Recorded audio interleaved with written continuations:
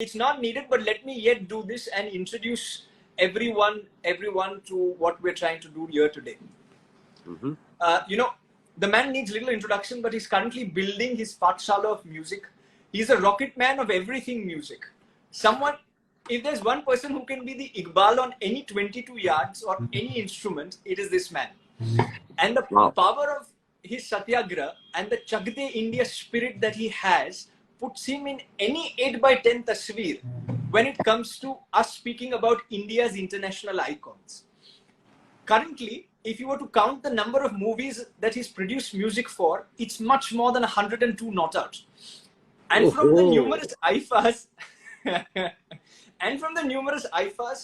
to the Filmfare accolades, to even his music being considered for something as big as the Grammys, his music needs little introduction. You know him as a music composer, you know him as a singer, as an independent artist, and the numerous other things that he does. But honestly, I know him as a person who helps young people who don't have a surname in breaking impossible and making it possible. Ladies and gentlemen, boys and girls, delighted, honored, humbled to be able to have Salim Merchant join us. Salim sir, welcome to the show.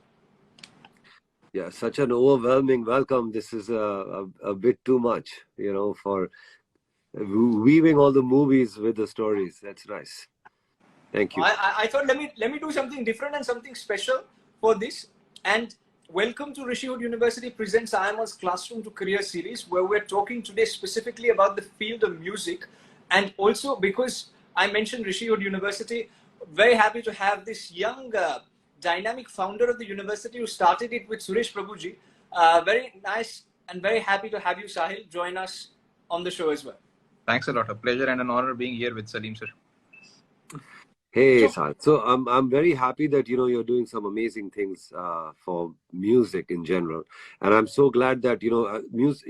When I was very young, I was studying music. I mean, we didn't have any institutes or schools in India really like that actually taught music properly, like as a syllabus, as a curriculum.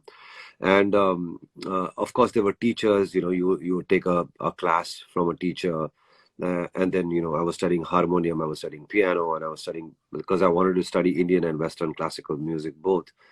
But now there are lots of possibilities, and I think it's so important for first of all a lot of students who think about music. They want to study music, and they think like they should study music for a career, and but it's so incredibly satisfying even if you don't make a career out of it, because the whole world is turning into a very career oriented sort of a thing. You do an engineering class, you go to an engineering school, or you go to a diploma school, or you go to like a hotel industry school, or any of that stuff, like a marketing school or something, to excel in whatever. But in music, apart from you excelling, it's so much to do with your heart and soul. And that's why music education really, really is pretty incredible, even if you're not going to make this as a career. No, what you mentioned is very true. Even if you don't make it as your career option, it's something that's a part and parcel of our day-to-day life. But Absolutely. sir, you made it as a career option, and therefore I wanted to start with this, with your permission, saying that how did you decide to take the plunge? Like, how did music come to you, and how did you decide to take that plunge? For me, it's always been a passion, and I never really looked at it as a career. I never looked at it as a, like that, okay, now I'm going to do music. I'm not going to study law. I'm not going to do this. I'm going to study music. Aisa kuch tab kabhi tha hi nahi. I looked at it. It was always my passion. From a very young age, I was playing music. I was, fiddling around with the keyboards or drums or something like that, because my father was a musician. And so it was in the family. So it was, it was kind of very natural for me to take this up. And, at a very young age, I was only 9 when I wanted to play the harmonium. So, I studied harmonium first, and then I started piano. And then I did a correspondence course with Trinity College of Music, London. but I didn't go to London. I did a sort of a course where I did grades, but I was by then I had finished my school, which I was just 16 years old, and I got an opportunity to play keyboards for a Gujarati play by my dear friend Piyush. He called me and he said, like, we want you to play on a, on a Gujarati play. I said, yeah, sure. I was only 16 years old at that time. So that was my first actual recording, right? And so, yeah, I did it and it was amazing. And, that gave me the boost. So, one thing led to the other. Then Suleiman and me started doing music together as for other people, and the rest was kind of history. Like, we started producing Oh, of music course. together, then we started composing music together, and then it's been 30 years since then. No, but sir, you of course, and it's very well documented, per se. But the you mentioned a very important thing, and which is where you said that you studied music formally as well. And Yeah, it's very important. Yeah. these days, sir, and one of the good things that's happened is, of course, during the pandemic, everyone could start learning music online. But now suddenly everything, the pandemic's over. Thankfully, it's subsiding, and therefore we have this Yeah, opportunity. I'm tired of this virtual stuff. Abhi, ye online classes and all, now we're like done with it. Yeah, we need we So need to we need to study music like properly with a proper institute, with proper teachers in a classroom setup. It has to be done that way. उसके लिए sir मैं पूछना चाहता था आपको saying that how important is it in order to study music A formally and B to study music in the way that it was originally designed in the sense of guru shishya parampara in the sense that there is somebody who's in front of you and then is teaching you. So It's your important thoughts on that? because I think it's for me that is actually the real thing. Because when you have your teacher in front of you and he or she teaches you something, shows you a technique, and you can, I mean, of course you can say that you can do this virtually, but I also feel that music is about people. you know like when you study music in sort of a classroom environment, or even if it's a one-to-one kind of thing, which is a one-to-one class, it makes a big difference. The whole interaction, the sound of it, all this virtual stuff, I mean, the sonically it's not that incredible for the not for the teacher nor for the pupil. It's very important that you listen to, whether you're playing the piano or the sitar or the tabla or any other instrument or drum kit, just to feel the real sound of it. Because it's all about listening, it's all about hearing. You're hearing your instrument. If you don't listen to it, you're hearing it from a laptop speaker, or you're hearing it from the headphones. It doesn't give you the joy. Also, when you're learning your music from your guru or from your teacher, or whoever, or your friend, the exchange of ideas, the exchange of knowledge, that is something that, when it's done live, massive difference Massive. in a classroom environment, or even if it's a one-to-one environment. It's very different. And sir, also, and I'll bring Sahil on this as well, but also the importance of studying this formally, because आपने वही चीज बताई that it is very important that you, apart from having the passion, you don't need to pursue it as a career necessarily, but if you want to pursue it as a career, how important is it in order to study this formally, academically? It's very, the thing is, like, today people, like, I mean, there's so much going on YouTube, there's so much going on these virtual classes and stuff like that, but to actually take a formal training, it's really another scene altogether. It's very important. A lot of people are doing music these days by ear and just by listening, and I think that's fantastic. I think music is 50% listening and 50% learning. Now, the learning bit, if you've not done, then you're only 50% ready. And I will still say that you can learn a lot of music by listening. But what about the rest? What about the music what about your stuff you're playing? You're always in a doubt, like, what is this sound? Is this a major chord? Is this a minor chord? Is this arrangement theoretically correct? Does it have, does it have scope for an alternate arrangement? All this will only happen when you've studied music, when you know the graph of the notes, when you know structurally how a composition is made, or how a tune is composed, or how what goes in a melody, what's harmony, what's melody, what's rhythm, what is time signature, what's key signature. All these things are very, very important, and it's not it's something that also is very satisfying, because music is such a natural thing, it's such a beautiful thing. It's, for me, it's like my sadhana. Like, I feel it's like a, and for a lot of people it's very passionate. But when you have some thoughts, if you have your theory right, it takes you to the next level. It's very, very, very, I mean, for me, like, all the music that we've done so far, every day, there is, I learned something more, just by executing more music, because I'm constantly putting my theory, my knowledge, whatever I've learned, into the music that I'm making, and it's making me learn more every day. So, but if I've not had the basic theory, if I've not had the You won't basic, there won't be any progression. It's always guesswork, So, the thing that you mentioned, that it's 50% listening, it's 50% learning, and the learning is also equally important. And therefore, institutions absolutely. which basically teach music, and that's where I want to bring in Sahil. Yours is a public leadership university, a liberal arts university, so to say, where you are reinventing the Takshashila, and then you've put in music per se. Now, it's very nice to have a Milind Devra playing a guitar, but you're building leaders of tomorrow. How important is music as a part of curriculum for you all? And given the fact that, interdisciplinary learning, the NEP and all of that is great, but whilst you're studying public leadership, whilst you're studying, the business courses, you've also given them a choice of music. What's the whole thought behind that?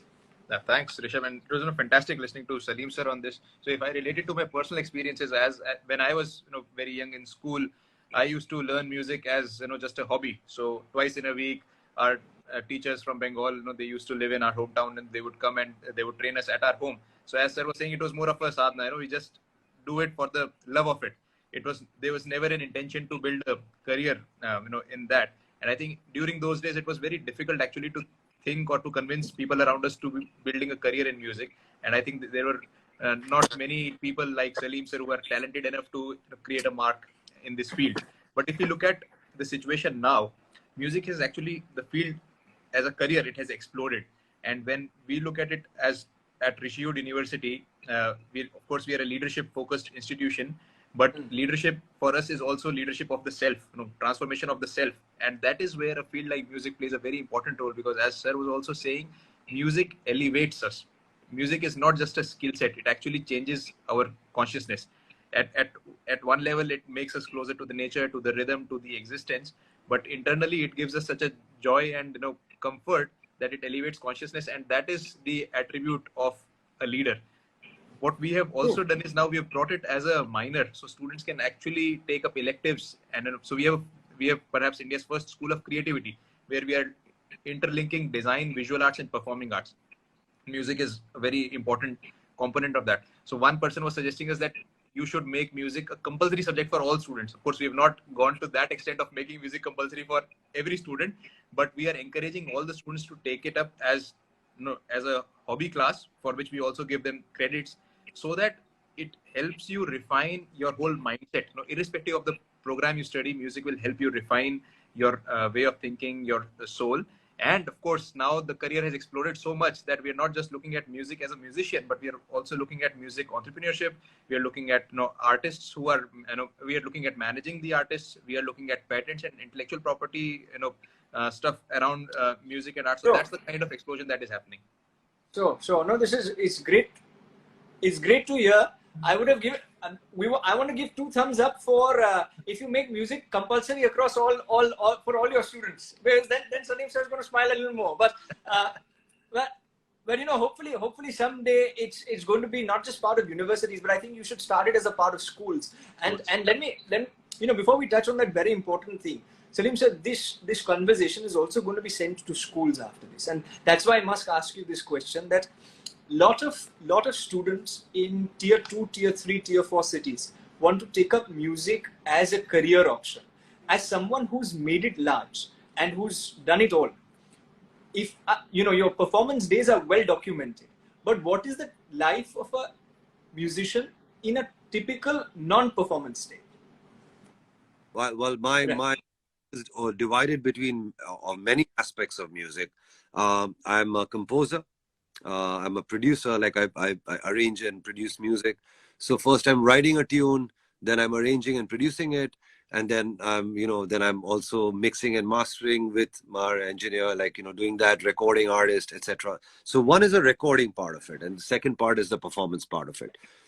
If you don't make music, you don't have music to perform to. So it's very important. The making part of it is very important, and then the second aspect is the the performance part. So if I'm not performing live, I'm making music in the studio. And now I also run a record label of our own, which is called Merchant Records. And so I'm also constantly listening to people's music to see if I can guide them and be part of their journey and be part of their their musical career, and release their music on our label and structure it properly, and make it give it some love and some attention and some marketing strategy, and also a little bit of funding to kind of make sure that it gets a decent viewership video, and distribute it to the to all kinds of DSPs like Spotify and Ghana and Sawan, etc. So my life is divided in a crazy way. I'm making music for ourselves, which is for Salim Suleiman. I'm also making music for Merchant Records, and then I'm performing as Salim Suleiman live.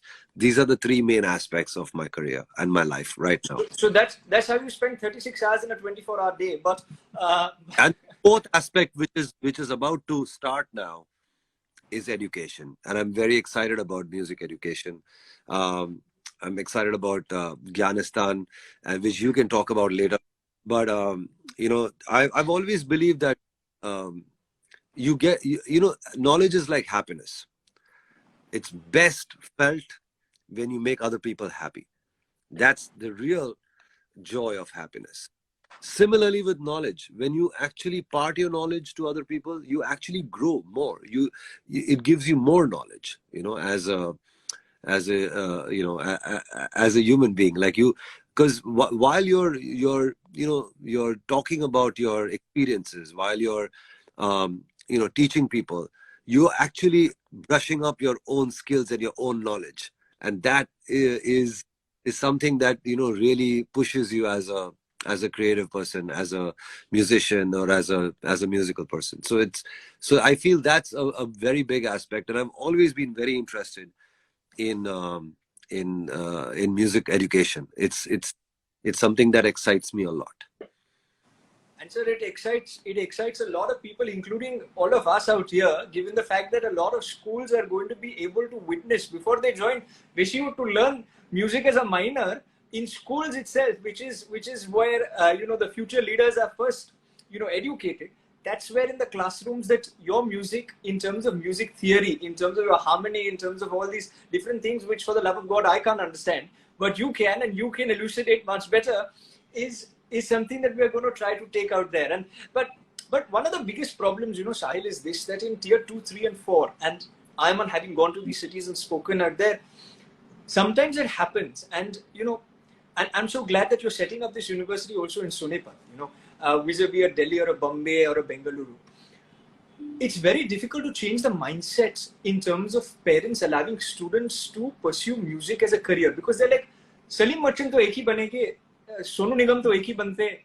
And now of course Salim sir set up his own record label, and in that he's pushing young artists. I know a couple like Mohit and Shivansh who he's taken under his wing, and now he's launched them, and but a Salim Merchant can do that for X number of people. Sahil, the worry is music as a career yet, and this is what a lot of parents think for performing arts, is something that ek Salim Merchant, ek Sonu Nigam, वो 10 लोगों को मदद करेगी, 100 लोगों को मदद करेगी, but beyond that, how is it going to be a sustainable career option? Your thoughts, sir? I agree. So it's an important problem to solve, but my take is that, as I was saying earlier, music is not just yourself being a musician. The career opportunities, like in every field, they're becoming so multidisciplinary, and just how we realized from Salim sir's life, he's not just a musician, he's also a music entrepreneur, and he's enabling others. He's also now becoming a music educator. So similar. So I'll give one example. One of our founders, he's based in Boston, and his son, he grew up in the US, and he studied some liberal arts program, and now his career, he's working with Sony as a very senior executive, and his career is to find out black artists in America and give them a platform. So he's not a musician himself, but he's enabling other musicians to rise up, and that's a career because he's following his passion to promote music, while he himself might not be able to sing or play an instrument. So those are the kind of career opportunity. I know a professor who is using computer science, who is using code to create music. So he's enabling people who cannot compose well to take the support of technology to compose. So those are the kind of careers that are emerging in the future, and I think that is where the opportunity lies in music. While we learn and understand music as a foundation, the career opportunity that we want to build in music can be music law, can be music enterprise, can be managing music performance, can be managing artists. It is huge. It's going to be $1 trillion industry very soon. I don't know my figures, but it's already $1 trillion industry, and it's the way music has risen, the way people are streaming music. There's so many opportunities in the live circuit, in the recording circuit. People's experiences with music education is not just music education. There's so many aspects of it. Like there's law, there's intellectual property, the events. There's so many branches of and today when people go to study music, they want to major in all these aspects as well, because like I said, it's $1 trillion industry. So music education is one aspect where you're just studying music to be a musician, to be a performer, to be an artist. But then there's artist management, there is music business, there is music, there's IP, there's law. There's so many incredible things that are connected to this industry, that knowledge in music is all very, very essential for for an individual to know the entire aspect of it. No, absolutely. And I think both of you very well articulated it. I will make a small YouTube clip out of it and send it across to everyone, saying that this is why parents should allow their children in order to take up music as a career option. But let me ask Salim sir, this second last question that I have is in terms of a lot of young people look at you, a lot of young people look at your Instagram, your social media, your life, they've seen you perform, and that's why they're inspired to take up music just because of the person that you are and people such as you, that stage that you've reached. From all of these performances that you've done, from the music that you've composed and produced, what is that one thing that gives you that high, that keeps you going? That, after doing all of what you've done, you're yet going on. What's that one thing that continuously gives you that high? This is a very tricky question. For me, I've been on a vacation. I keep saying this. I don't really work. I've been on a vacation for the longest time. And, the day I settle down, that day will be game over. Like I don't settle down. I am constantly at it. When I finish a performance, I'm thinking of going back to the studio. Before I sleep I'm thinking about what I'm going to do the next day. What song am I going to start the next day? Before I've even finished recording. So it's a very it's a non-stop process. I eat, drink, sleep, music. It's something that I don't even think about it. It's just there. It runs through my blood, and it's just a beautiful feeling. And I really feel like I'm blessed that I have this gift, because it makes me happy, and it also makes me spread that happiness through the music that God's given me. So it's really a beautiful thing. So basically, work-life balance in your case, for all the millennials and Gen Z who are watching this, that work is life and life is work. In the sense, life is music and music is life. It's not work. It's your passion. I'm trying to break the stereotype questions that we get saying, because I tell them sometimes saying, I.I.M.U.N is fun. You don't need to consider this as an internship. It's a part of life. And then they look back at me and say, Rishabh, it's easy for you to say, but we've got college as well. So that's where I was just coming and comparing that part. But want to repeat this, Rishabh, that it's a $1 trillion industry. Please, like, music is a massive, massive industry. You see the artists, the kind of money they are making in America or anywhere, even in India. People are really, really, making a decent amount of living. Performing, producing music. Doing all kinds of different things. Whether it's doing a commercial, an ad, or even like doing something for a brand. Or even a musician sometimes acting as an influencer. There's so much going on with music artists and with musicians and producers and composers, and it's a lot. There's a lot going on. No doubt, it's a $1 trillion economy and much more, I'm sure, if we were to dig deeper. But because of the allied fields to the main field of music, let me ask you this last question. It's a little light-hearted and jovial question, which I draw inspiration from a very popular show and a person whom I really like. It's a small rapid fire that we play, sir. So with you and with Sahil, whatever is the first thing that comes to your mind, please just quickly tell me what's the first thing when I say the word music. Salim, sir. Life. When I say India, Sahil.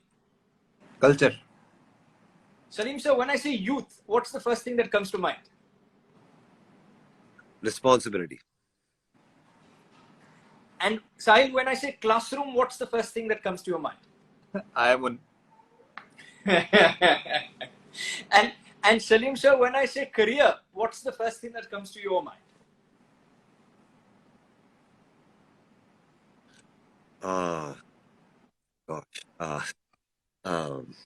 Focus.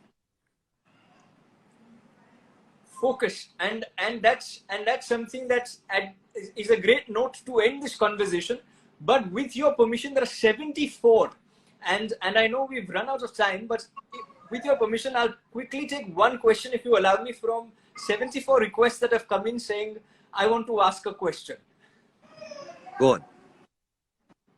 There is a question from Debashri, and I'm just going to pin it on the top. So just give me a second. How to deal with stage fright when we have to perform in front of the audience? How do you... Right. Well, it's really something that you get over. Everybody gets stage fright. Everybody gets. I don't know any artist who hasn't. But it's something you deal with. Like वो करते करते आदमी सीखता है.